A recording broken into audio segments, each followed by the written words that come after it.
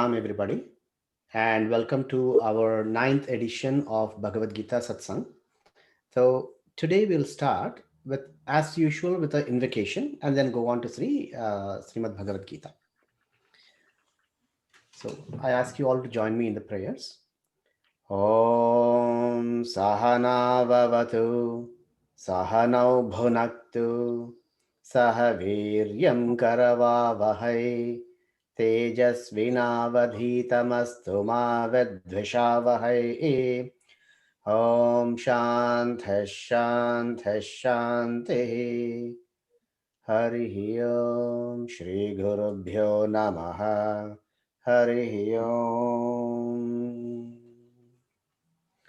So welcome all to our next session of the Bhagavad Gita, where we were continuing to talk about chapter 16 of Srimad Bhagavad Gita, which is Deva Asura Sampad Vibhaga Yoga, translating that into English as the qualities of success and qualities of failure.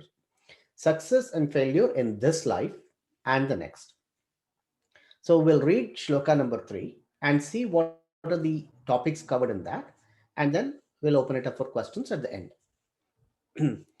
So we'll start with shloka number 3, which is Teja Kshama Dhriti Shaucham Adroho Nati Manita Bhavanti Sampadam Daivim Abhijatasya Bharata.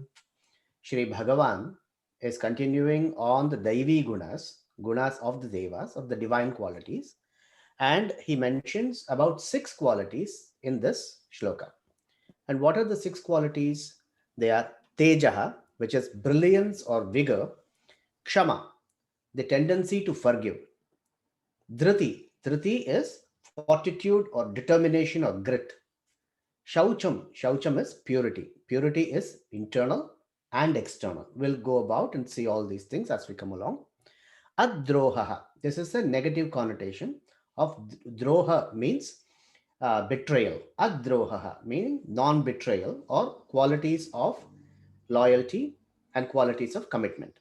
And na atimanita, natimanita. Atimanita is basically vanity or egoism or thinking too much about oneself, conceit. Na atimanita. So we'll see one quality and we'll start from Tejaha. Tejas literally means effulgence or brilliance, the sun, the Surya Tejas, right?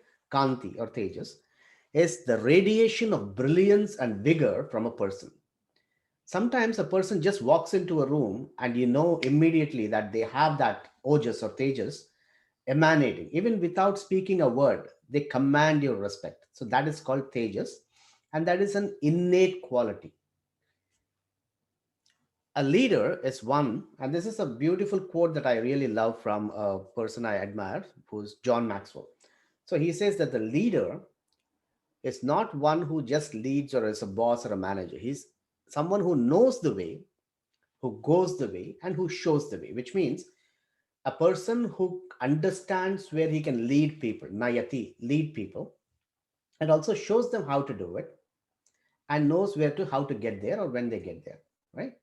So that is the quality of leadership. And this can be accomplished very well by a person who has charisma or tejas. Now, tejas is not a physical or an intellectual thing. A person can be as brilliant as they want. They could be talking about astrophysics or talking about the depth of, calculus and all those things. But if they lack the innate quality of charisma, nobody would be interested in listening to them. You would have seen many people who talk, nothing at all. Like there won't be a subject, but people are so attracted to what they speak. Even politicians, you can see there are some politicians who are young, who look dynamic, but the moment they open their mouth, the people start laughing or they get disenchanted. Whereas others who just have to nod their head or even long pauses or they don't say anything, but people actually follow them, and he wins or he or she wins the hearts. So that's all because of tejas, and it emanates from what we call the core character of a person. It is not something that you can impose on somebody, right? And leadership of this kind is the ability to influence others. Tejasvi can actually influence others and get their message across without any effort, right? You don't have to tell your children what to do or how to do. If you set an example by the way you behave, right? All this starts from home. Every single shloka we talk about in the Bhagavad Gita can be implemented from your family to your community, to the society, to the country or the world level, right? So we go at multiple level, and Bhagavad Gita is actually it's valid for every single level of this. And in the face of adversity, who is a leader who raises up? You can recognize a person when everything is bleak and low. There'll be one voice that actually stands up and says, "This is not right, and this is how we are going to do it." And if that person has brilliance, everybody will start following him or her. And that's why it is important for us as a Devi quality to start cultivating Tejas. And this comes through meditation, and this comes through complete control of your words, your mind, and your action. It is not something you can learn from a textbook. That's why this is a very soft quality, or a soft skill to be developed. And last but not the least, a brilliant, like uncharismatic leader, however the intention may be, they will lose their audience halfway. Okay, I'll give you an example. This is a wonderful example of leadership. Is the persons you see here are no are there were two brothers, Harihara Hakka and Bukka. They were Nayakas who were in South India, somewhere in Karnataka, and they were fighting against the invasions from the Arabs and other, the Turkish invasion. And somewhere around 13th or 14th century, these people were captured, or actually the entire army was captured, and these brothers were also converted and taken to Delhi. On the way, they escaped and they ran away. And by chance, they met a Swamiji called Swami Vidyaranya, who was in the lineage of Adi Shankaracharya. He was a great Advaiti. And Vidyaranya Swami reverted them back to Dharma and asked them to establish a kingdom, right? It's not easy to, you cannot ask two people to say, go start a kingdom. That's not how it works. And the charisma these two brothers had, they established a kingdom called Vidyanagara, which later became the Vijayanagara Samrajya. And that stood for 200-250 years. But the brilliance of these two wonderful brothers is, I won't go into the history of it, but the depth of knowledge and how they created and justice, how they gave prominence to justice and dharma, is a course in itself that we have to study, right? So Harihar Hakaraya and Bukkaraya. And modern day examples, I really like and admire these two gentlemen that I'm showing. One is Steve Jobs and the other is Elon Musk. They founded a company out of which they were kicked out. They were the CEOs of, for example, Steve Jobs was the CEO of Apple, and his own people didn't like him, so they kicked him out. And 10 years or 12 years later, the Apple acquired another company, so he had to come back to Apple, and from there he took Apple to the heights that it is in now. Same thing with Elon Musk. He started a company. First it was Zip, and then at PayPal. He got kicked out of PayPal. Then he started companies that are now, he's now the richest man in the world. All that is because of not only hard work, but there is some quality that makes people attract themselves towards these kind of leaders. And what Bhagavan is talking about is not just material side of things, but also the spiritual side. If you want to have other people follow dharma, you cannot enforce them. You cannot ask them to start reading Bhagavad Gita. You have to do it, and your core character will start making people take note of you. The people around you will start getting influenced, right? And that is how you become an ambassador to spreading dharma. And at least for that, we'll have to start cultivating these qualities, the Daivi qualities, to influence others and help them make themselves better. Okay. Now, this is another quote that I really love. I'm a admirer of quotes, and these are things that I just take, adapt, and grow. If your actions inspire others to dream more, learn more, and do more, and become more, then you're a leader, right? It's not you telling people.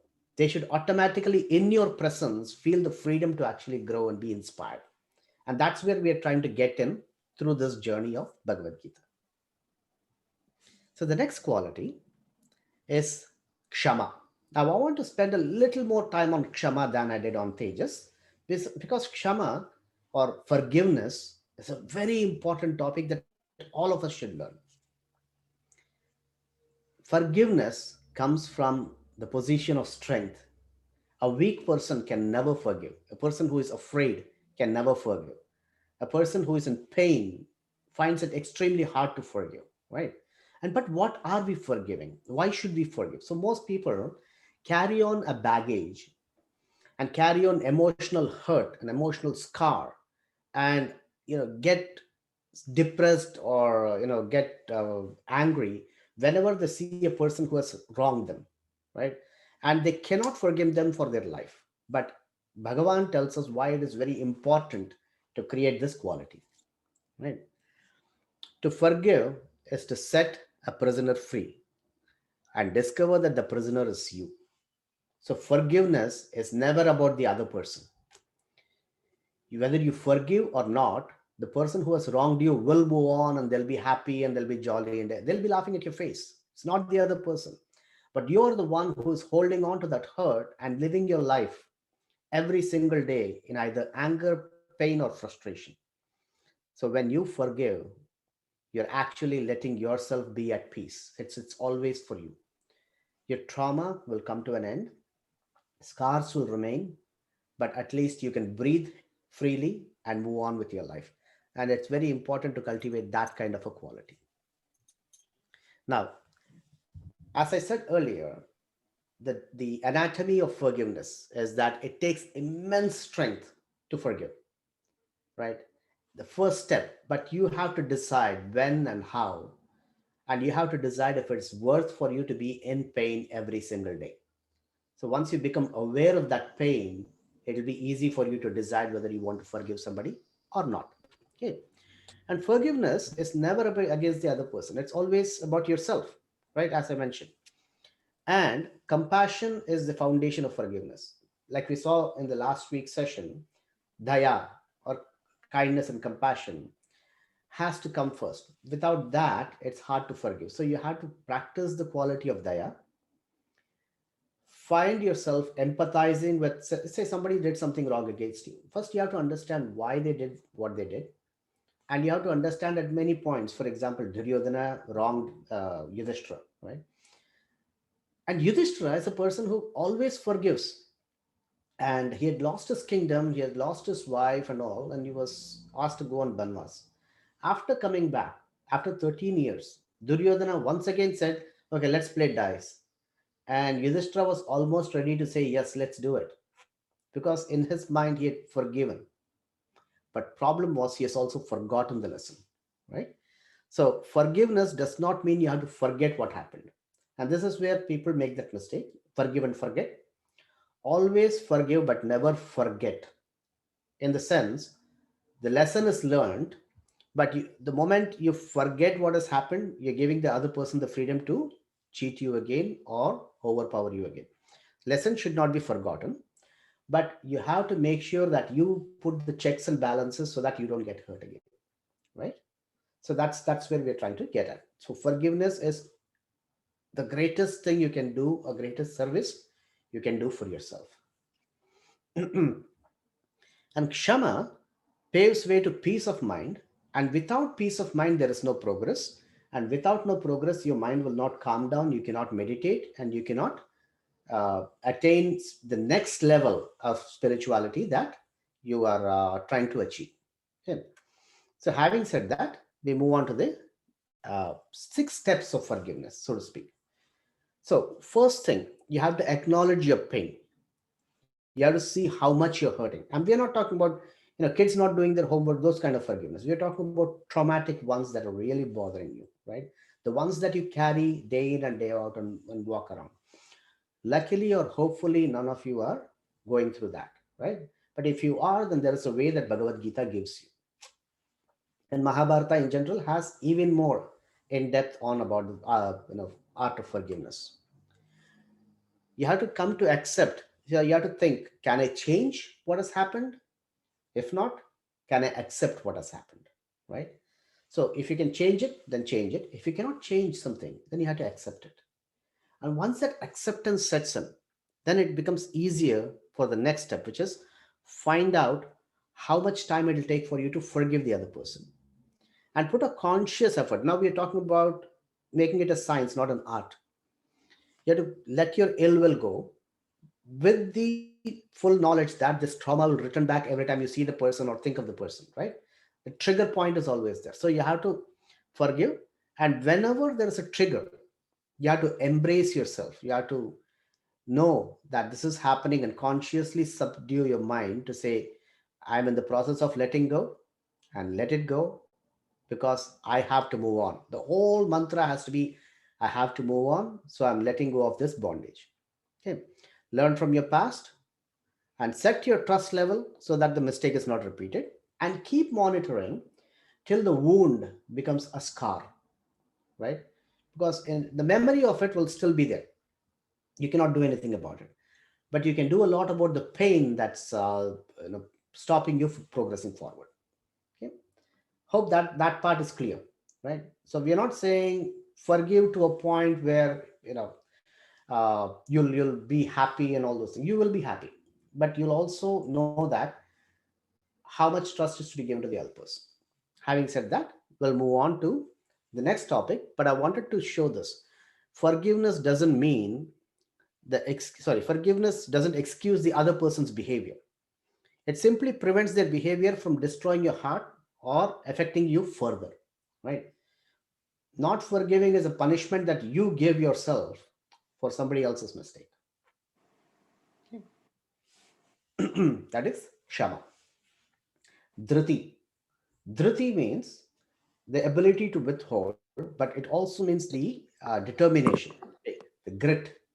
Now, grit is a very, if you look at TED Talks, they talk a lot about grit and how it is very important to be successful, right? Perseverance or persistence. It has many names, but in the end, all it means is the ability to withstand and not give up till the end is reached. Now, Swami Vivekananda has this saying, right? Uttishtata jagrata prapyavara nibodhata. That is, wake up and stop not till the goal is reached. And that is perseverance. That is dhriti. Give me 1 second while I'm going to. Uh, I don't know how to clear this. Okay. Okay, good. So dhriti. Now this is a quote that I've found in a movie called The Founder. Okay, and it's a quote by an American president called Calvin Coolidge, and it talks about the virtues of persistence. It says, nothing in the world can take the place of persistence.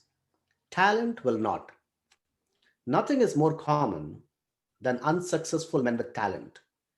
Genius will not. Unrewarded genius is almost a proverb. Education will not. The world is full of educated derelicts. Persistence and determination alone are omnipotent. Okay. The slogan, press on, has solved and always will solve the problems of human race. What it means is a person who takes up a task but doesn't have the strength or tenacity to go forward with it, it's not a person who's going to succeed, right? You have to go till the end to meet or to be successful. And back in the days of independence in India or before the partition, there used to be a slogan going around, Karo ya Maru, or do or die. And that is kind of a summation of what grit and tenacity is. Basically, you take up a commitment, the right ones, not the wrong ones, hopefully, and go in the right direction till you achieve your goal. Same thing for Bhagavad Gita. When somebody joins or wants to read the Bhagavad Gita, are you merely interested or do you actually want to learn? So that grit shows you how much progress you can make, right? And this is something called Vairagya that comes on New Year's Day. Everybody wants to join the gym membership goes up. And then what happens? Nobody, or 2 weeks later, only the committed ones will pursue on. Okay. This is what I was talking about, the founder. If you're not seen the movie, I highly recommend it. It's on Netflix. But the idea is not the movie, but the tenacity of a person who can pursue the dream. And that's the strength we're talking about in this particular uh, quality, or the Daivi quality. Now, Dhriti is not for the weak hearted and it's not for the lazy. If you want to succeed, then you have to put your 110 or 200% in. Success will always come to only those who work tirelessly for it. But there are levels of commitment, right? There's some people who want or who don't want anything and don't care. For them, there's not even no question of it, right? They're outside or outliers. We don't even worry about this. But for the people who want something, the first category, or the manda, want it but don't like to work for it. So they have a wish without an action, and that is only daydreaming. If you progress further, you'll dabble with it, you'll feel good about it, but you won't pursue it because it becomes more of a when I like it, when I want it, I'll do it kind of attitude. That's better than daydreaming, but that has a very, very, very slow progress and a high risk of not achieving what you want. Third category, or a little more than that, is people who will work, but they have other priorities. You have bills to pay and kids to feed and all those things, right? I'm not saying that's a bad thing, that's a good thing. But it comes to a point where your distractions overpower your commitment. So what happens is your progress is very slow. Then 50 years later, you'll take it up and do it again. But you lost your opportunity to succeed early on. And many people are in that category. This is called the average, right?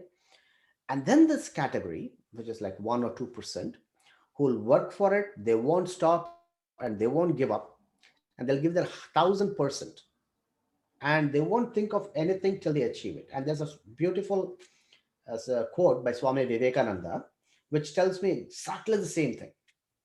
And I love this. And this is something you should frame and make this your motivation on a daily basis. If you can put it on your screensaver, go ahead and put it. It says, take up one idea, make that idea your life.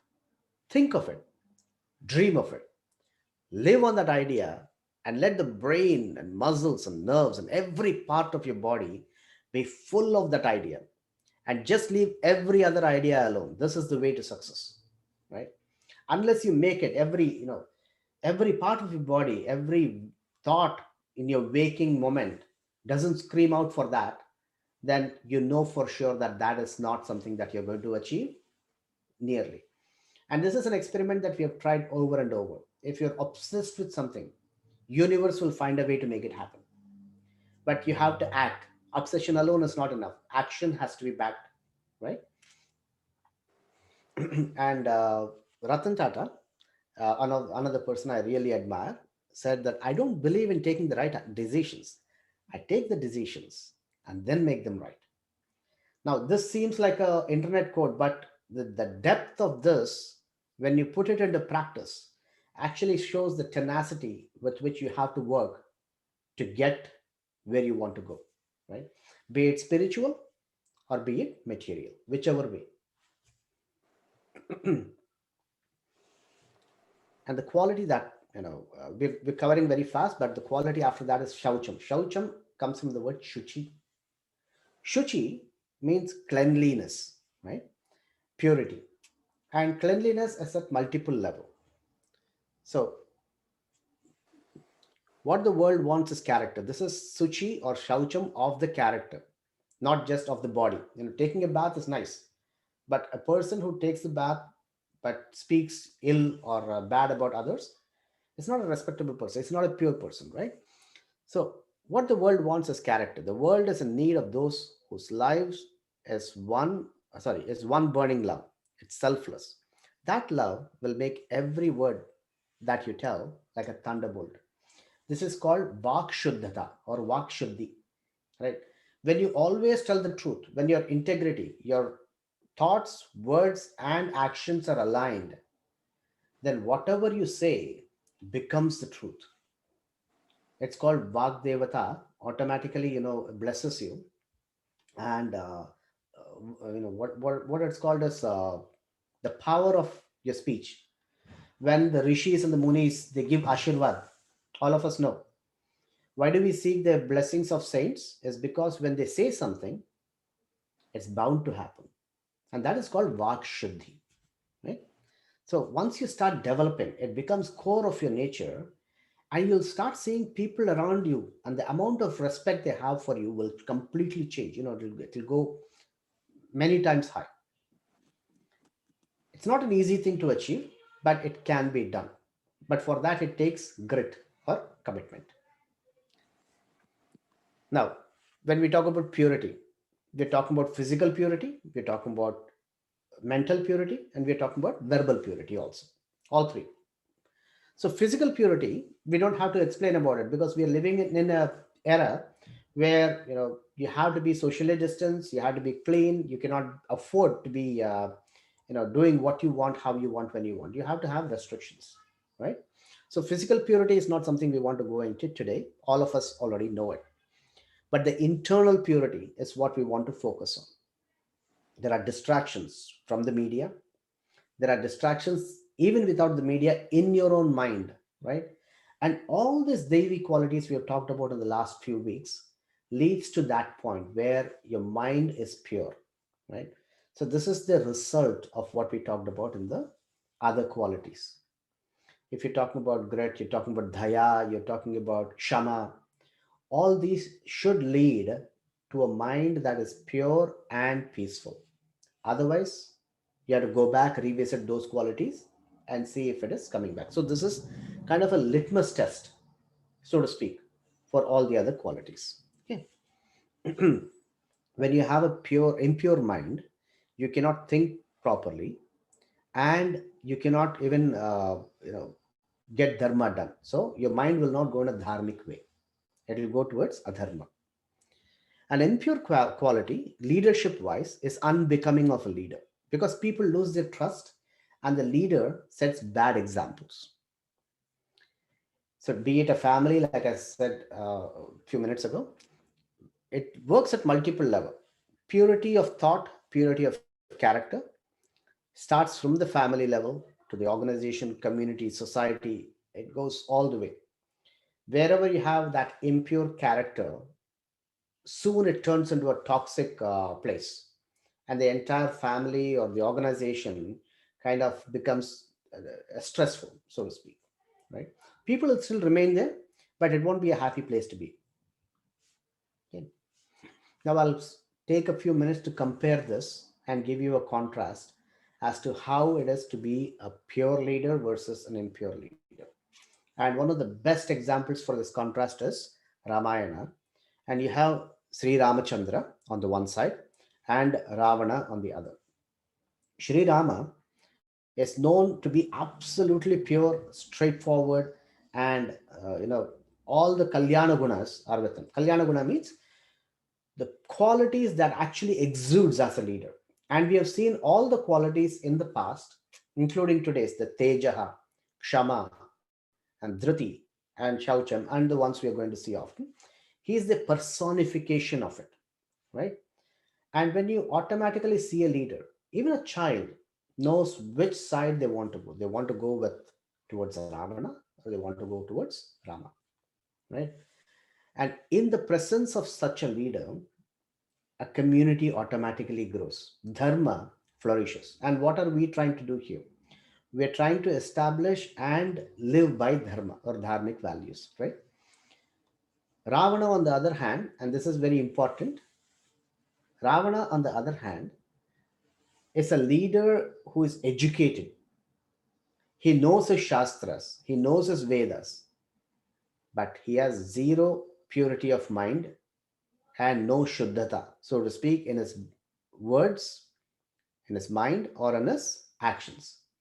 And therefore, he is considered to be an Asuri quality that we will see in the next week. Okay. And more so, one of my other favorite leaders is Warren Buffett. And Warren Buffett, whenever he takes over a company, through acquisition, he has said that he gives only one suggestion to all the employees and the management: behave in such a way. I mean, there's one that talks about losing money and all, but he actually says behave in such a way that you don't get negative publicity in the newspaper, or you can talk about your accomplishments to your family, right? So if anything that you do you think is going to be reported by the newspaper as negative, don't do it, right? Any actions or any decisions. And when he hires people, he has the rule. He says, when I'm looking, sorry, in looking for people to hire, look for three qualities: that is integrity, intelligence, and energy. If they don't have the first, then the other two will kill you. So if you have the energy and intelligence, but you don't have the integrity, the purity, then it becomes more like Hitler, right? On the other hand, you have integrity. The other two can be developed. And there's a famous example. I just want to digress from here. Is in like a few years ago, you would have known about the attack on Taj Hotel in India, right? There was a huge terrorist attack, and it went on for a few days, and that the world was kind of shocked by the brazenness of it. But what even more shocked the people was the employees of the hotel did not regard their lives, but they were, focused on customer service. Every single person who was employed there did not leave the guest saloon and run. They were trying to get the people out in safety at the risk of their own lives. And everybody was trying to, after that, there were many studies done as to why that's happening, or what is Tata, the Taj Hotel doing to get these kind of people. And it was later revealed that when recruiting, the hotel did not go and look at the qualifications or the resume of people from the big cities. It's not like if you got a great degree from that hotel management school, you were automatically hired. People went down to smaller towns and villages, mainly unknown. Like, for example, from Bombay, they would go to Pune or somewhere else, Nashik, and actually interview the parents and teachers of the candidates. And they would ask the question, how much are these kids, how do you rate them in terms of their service? And how helpful are they? How respectful are they towards their elders? And these are the questions they were asking, not about how much marks they got, how much top, or what's your IQ, or those kind of things. And they took the kids or the employees who were very high on their respect level and character, and they were employed. And it has never disappointed the Tatas. And these persons who were employed turned out to be the jewels in terms of crisis. They were not selfish, but they were selfless, right? So character always stands many times above other qualifications.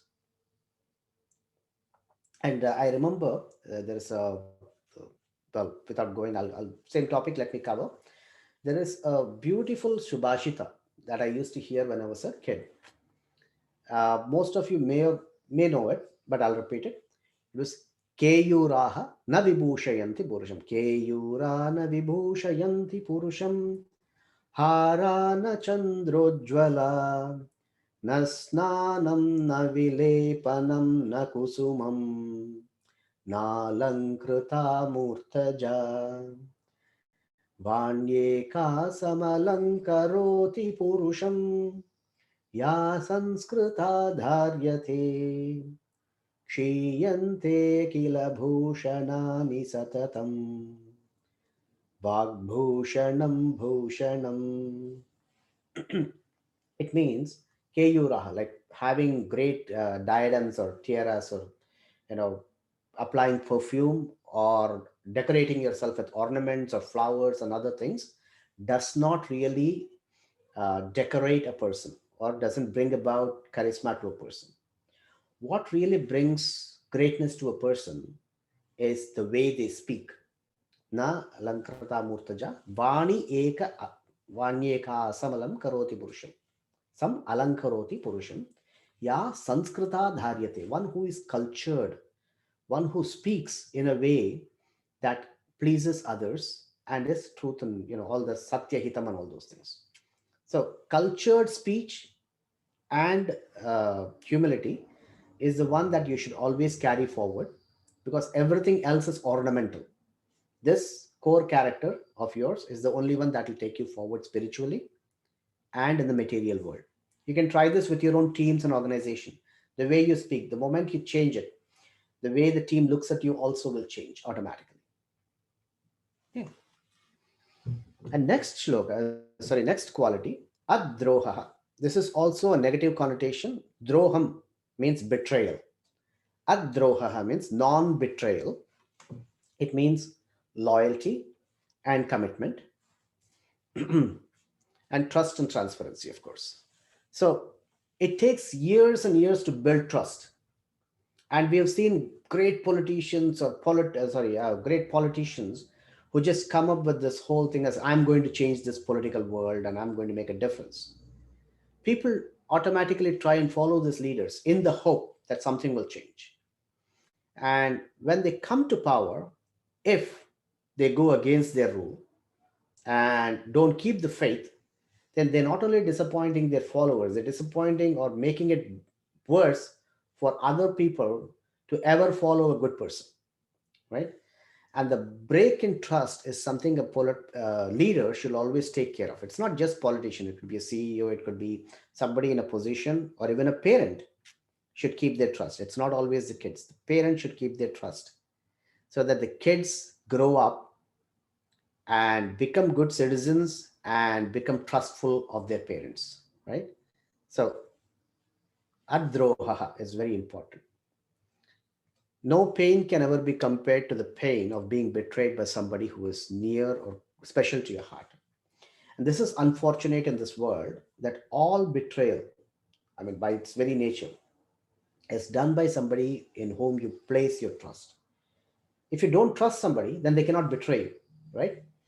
So it's either a close friend or a relative or something else, but it's always a person whom you've given your trust.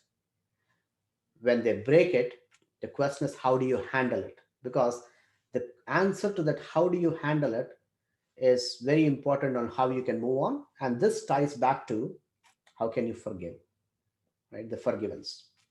So adroha, I want to bring it to, this is one of the biggest breaches of trust that we are seeing in the modern society, right? Now, something like this was unheard of, say, 50, even 50, 60 years ago. And now you have a sprouting growth of old age homes, and abandoned parents or abandoned, elder abuse, and all those words are coming to the forefront. Now, this kind of makes me extremely sad, because we are growing into a society where it came from, Matru Devo Bhava and Pitru Devo Bhava, Acharya Devo Bhava, right? From there, it has gone to, I don't want you because, you're too much of a hindrance for my day to day life. The atomic, the nuclear families and all those things. So, with that, it's very hard to understand where are we going as a society. But it also, on the good news, it's good that we have to teach these things to our kids so that they grow up and set an example and make the society better where this generation has failed, right? That's why Bhagavad Gita is very important more for the kids and for them to learn and the qualities for them to grow. Educating the mind, because what we are doing is we are providing education for the mind. Grades are good, but if you don't develop character, you're not going to have a great future. Not just next generation, but the generation after is going to be even worse, in a sorry state, right? So educating the mind without educating the heart is not education at all, right? So with that, I just want to take a couple of minutes just to talk about adroha, or the transparency, and then we'll go on to the summation of the other topic. So trust and transparency is a building block of a healthy team. When I always say team, you have to, in your mind, translate this to family, organization, society, community, and then the entire world, right? So trust and transparency. Without this, secrecy is not going to help anybody. It's going to lead to suspicion. Even if you're not doing the wrong thing, people are going to think you're secretive, therefore you're hiding something. Your kids are going to think that, right? You have to be pretty much open to the extent, even if you say somebody asks you, what's your bank account number? You say, none of your business. That's still okay. It's not like transparency doesn't mean that you have to put your private information online. It simply means that you have to let people know how open you are and what are the boundaries, right? Trust and transparency has to be developed. And betrayal, it's easy to betray, but it's very hard or almost impossible to repair that damage. Sometimes it takes ages and ages. Sometimes it never happens, right? So once you've broken somebody's trust, it'll never come back. You can patch things up, but the scar will still remain. And my father used to tell this example of three levels. Again, great friends are like, it's like water. Right? The friendship between two great friends is like water, uttam. You can shoot a bullet into it or shoot an arrow into it, water will still flow on. There'll be a slight ripple, but it'll still flow on. The mediocre one is like gold. So basically, if there's a gold necklace or something, if it breaks, it remains broken till it's patched up, but you can patch it, right? Once it's patched, it's back to normal. So it takes some effort. And the last category is like stone. Once it's broken, it's broken. It's done. Nothing can be done about it, right? So the three categories of trust and how much you can heal it or how quickly, and very important in breaking the trust and apologizing is verbal apology means zero. It means nothing. True apology means making sure that it's not repeated. The action is not repeated again, right? So real apology is not saying I am sorry, but showing how sorry you are by not allowing that same action to be repeated. Okay? Very important to know the difference. But the good news is that this can be redeemed even if it takes a year for you, for a person. Like it's not always the person who has been wronged, but the other side, somebody who has made a mistake, feels the guilt, feels sorry, but they should be given a chance to redeem themselves on a short lease, but they have to get that chance. And once they redeem themselves, then things are back to normal, right? So the art of forgiveness and the art of understanding adroha, it's two sides of the same coin, but put together you kind of get the picture as to how a family or a organization should proceed. And this is very important. The epitome of adro, loyalty, so to speak, is karna. I would say other people, but karna. If loyalty had another name, it would be Mahabharata's Karna. He was born as into a royal family. He could have been the next in line for being a prince. He was born a prince. Unfortunately, due to circumstances, he was thrown into a foster parenthood with a charioteer. Who was well paid, but he was still a charioteer. So he was ridiculed all his life, especially by Arjuna, who is also his arch rival. Throughout his life, he had to face this insults and live it. But there came a break when Duryodhana made him the king of Anga or Bengal, and he was so grateful that he turned totally loyal to Duryodhana. Whether he knew that Duryodhana was not on the right side. He knew that. But his loyalty stood above everything else. But the test for loyalty actually came during the war when Karna was told that he is actually a Kaunteya. So his mother goes to him and says, "You are my son," which is again a betrayal because she could have told it way earlier, you know. But the only reason she told that was to save her own, five kids.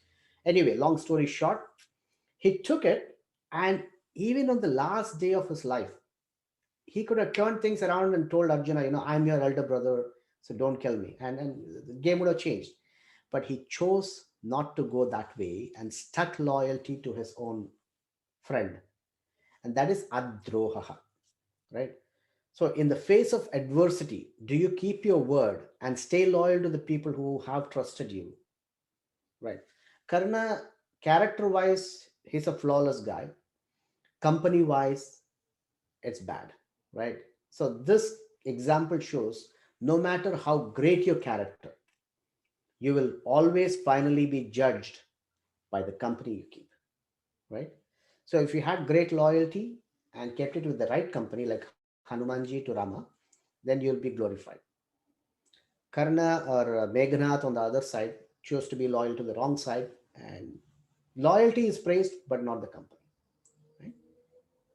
Now, and the last one is na atimanita. Now, this is again a negation.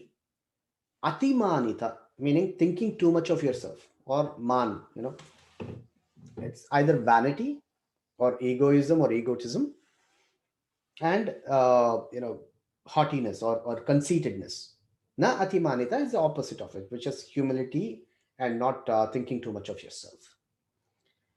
Now, one of the best examples of this, how many of you recognize this is Shiva with Kartikeya Swami? And in this particular scene, he is known as Kartikeya Swami is known as Swaminatha or Shiva Guru. Okay, to give you a background story, Kartikeya is supposed to be a perfectionist. Like there is no in his vocabulary, there is zero imperfection, but he is seen the world created as an imperfect world because animals that are born, they die. There is so much of evil and other things, right? So it's an imperfect world. And Brahmaji once comes to see Shiva in Kailasha. And Kartikeya is at the gates and he asks Brahma, how are you creating the world? And Brahma says, I'm creating it on the basis of the Vedas, which Brahma is supposed to do. And Kartikeya then asks him, okay, tell me what is the essence of the Vedas? And Brahmaji says the essence of Veda is Om, Pranava. And Kartikeya asks him, do you know the meaning of Pranava? And Brahmaji, he's kind of, this is where the Atimanita comes. Brahmaji says, I don't have to reply to you. But he says, okay, even if you want to know, I'll give you the definition. And but kind of he gives the wrong definition of Pranava or literal meaning or something of that sort. And Kartikeya, at that point, throws Brahmaji into prison or captivates him, throws him into prison, and takes up the reign to create world on basis of the Vedas.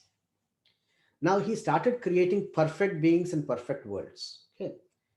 Problem was if those, he starts creating beings without death, then it'll be bad for the world. If nobody dies, then it's going to be, there's no recycling happening. All the devas go to Shiva, and Shiva comes down, and he's all smiling. He knows this entire drama is Jagannataka. He asks Subramanya or Kartikeya as to why did you imprison Brahma? And he says, Brahmaji did not know the meaning of Om. And he is creating the world on the basis of an imperfect knowledge. And therefore, I had to take the reins over. And Shivji explained, why it is being done and everything that's born should end. But asked Subramanya or Kartikeya, do you know the meaning of Om? And Kartikeya is always confident. He said, yes, I know. And Shiva said, if you know the meaning, why don't you tell me?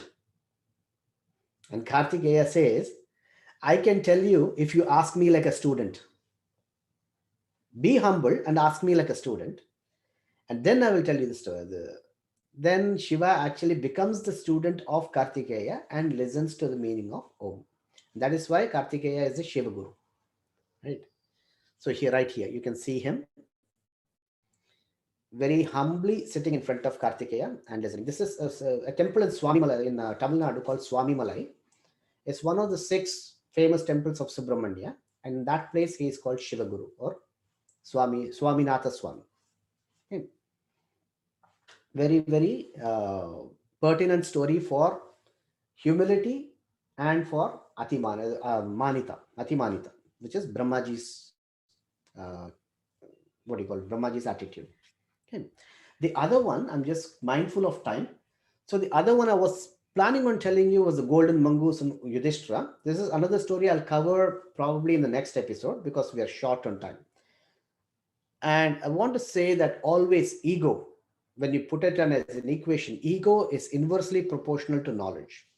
The more knowledge you have, true knowledge, the lesser your ego becomes.